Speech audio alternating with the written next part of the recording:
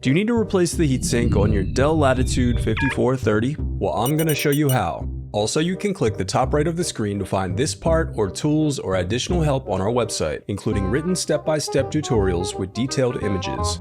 Now that that's out of the way, let's get started. Alright, the first thing that you'll do is unscrew the bottom base cover.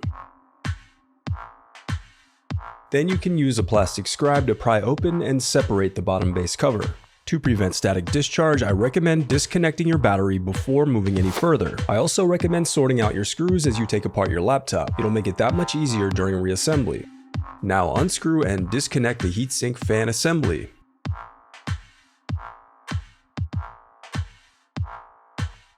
Then lift the heatsink fan assembly off of the motherboard. Before replacing your heatsink, it's important to wipe away any old thermal paste from your CPU and heatsink.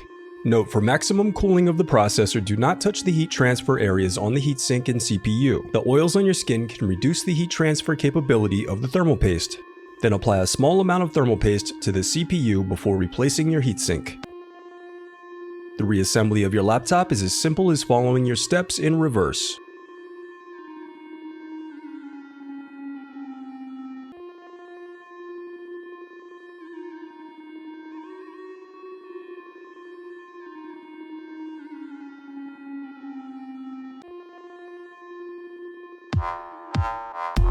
If you still need help, you can visit partspeople.com and view printable DIY instructions to help you along the way. We also have playlists of thousands of Dell tutorials for hundreds of different models, so keep checking back.